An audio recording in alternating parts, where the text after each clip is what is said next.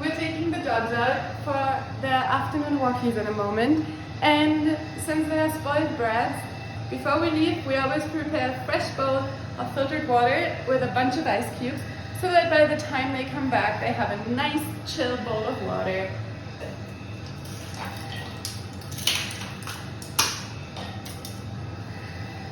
And that's Coco, by the way. That's Coco, exactly.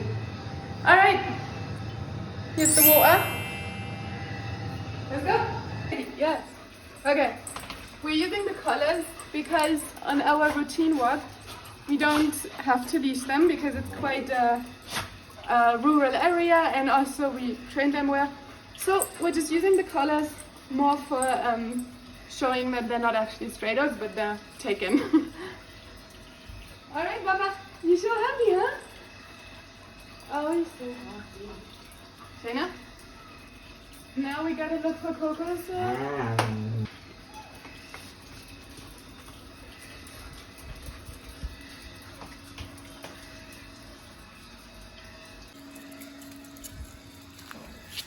Okay. Let's go.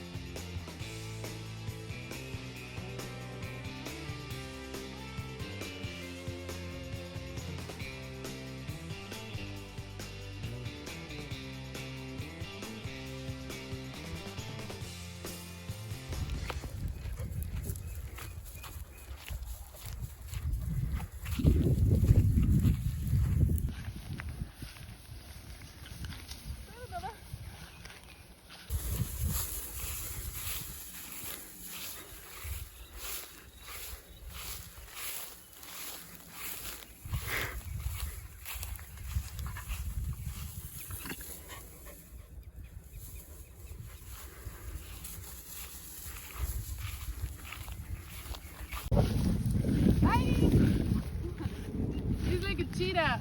Whoops. There's one easy trick to be able to keep your dogs off leash, and that is to make sure that your dogs feel like or know that they have to pay attention to you instead of you paying attention to them. So when we walk, I will not use my phone, I will not be distracted, I will look at the dogs and keep an eye, but I will not call them every time I make a turn. If they stray off, I will not call their names, I will just try to change the route so that they know the moment they lose sight of me, they're in trouble. So they have the responsibility to make sure they know where I am, and that works in everybody's favor because they always stay close, wait for me, don't stray too far, and I don't have to stress or call them all the time. And it works wonders if you just stay cool.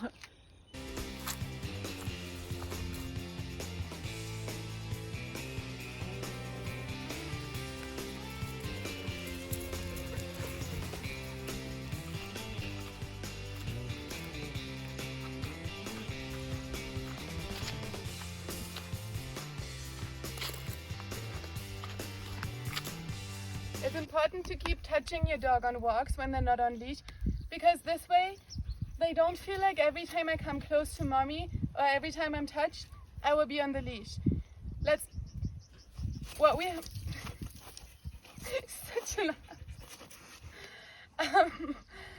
tried to do with them. Hi, Coco. Hi, baby.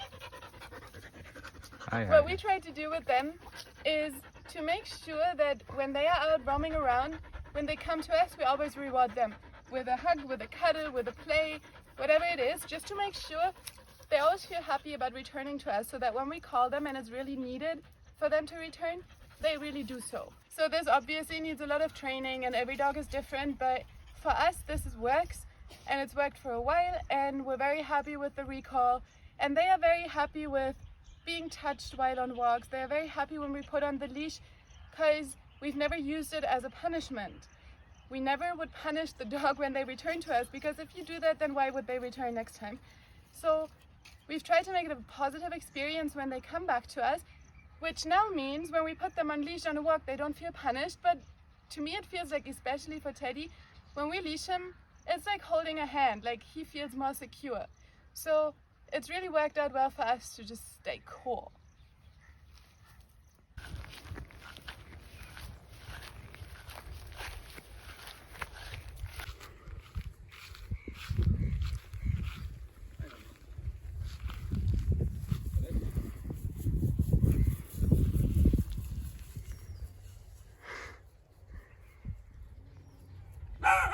Oh, there's the puppy. Woo! Be nice, guys. All right, time to go. Let's go, puppies. Woo! Oh, hi. Good little girl. Go. Hi, little snoopy. Go. We're trying to find new ways every time we walk as much as possible, just so they get to sniff something different. He loves standing in front of me and blocking the way, but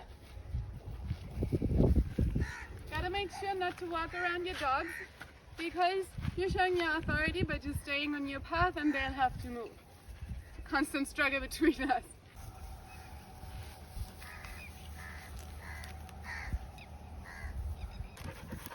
Hi, baby boy. So hot. I don't know how can they still run in this heat? Hi, baby. At least her tongue is also hanging out like crazy.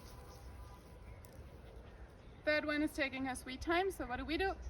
We leave. See how they wait at this turn? Because they don't know where we go left, where we go right. So they'll wait right here. That's just because we never tell them where to go. We make them pay attention to us. This way.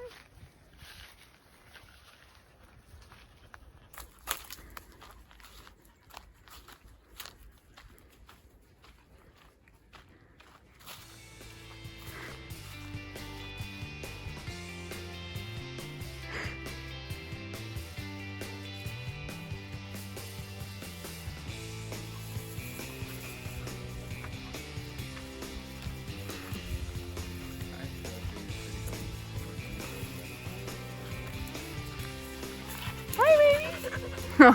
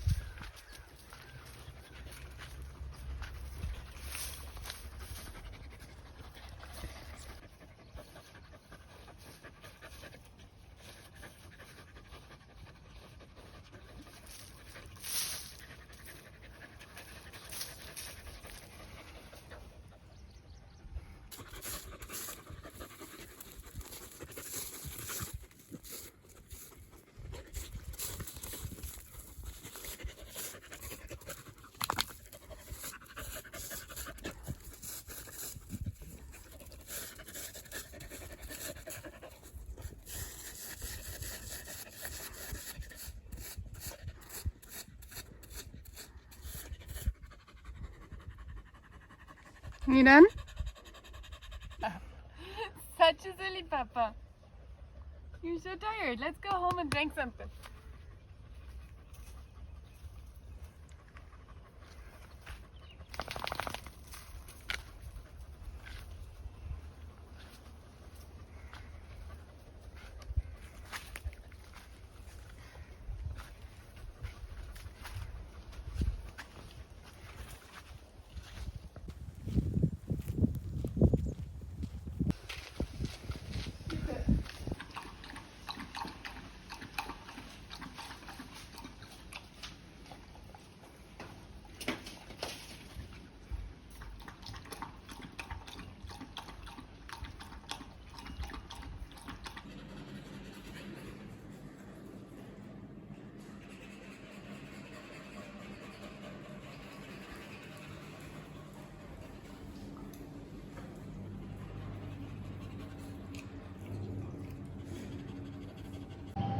meat out for them to thaw right now, so I can chunk it in like 5-10 minutes when it's a little bit more thawed.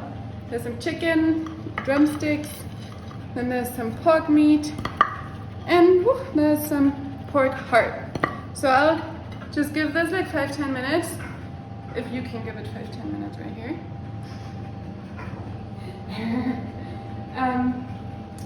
So yeah, we'll let this thaw, and then in a minute we'll get back to it. Go. Yeah. Okay, first I'm using one of their bowls to make a supplement mix because they don't like everything in this mix, but they do love eggs, so this is my daily trick. Just smash this and mix, and mix it. Takes like 1 minute and makes it so much easier. Yeah, you're all getting something, no need to fight, Pippas. This is a mix of probably like joint relief and omega-3, anti-tick, multivitamin powder. There's like, guys, can we leave it? Nobody's gonna get something, you don't need to. They really want this. Okay, so first I'll distribute this brown slush into the 3 different plates. Yeah. Okay. I'm just eyeballing this so everybody gets a little bit. Right, stop it. Okay. Maybe a little bit more for here. As you can see, I'm not big on scales or weighing anything out, but these guys are just fine. Look at that drool. Ew. Okay, let's do this. I'm starting with the pork heart. No, Baba. I have to put this here. Okay, starting with the pork heart.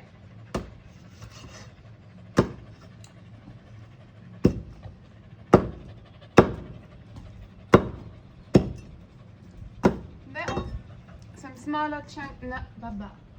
Some smaller and bigger chunks. Biggest boy gets the biggest plate.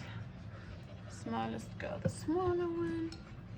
So, then next up, pork meat. It's already chunked. Whoop.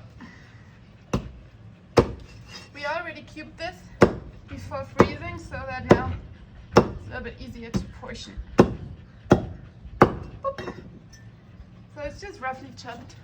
The chicken drumsticks, which I'm not going to cut. These are just going to be the way they are. 2 for the big guys, 1 for the small thing. There we go. And this stuff, that's not blood, that's myoglobin, which came out of the meat while thawing.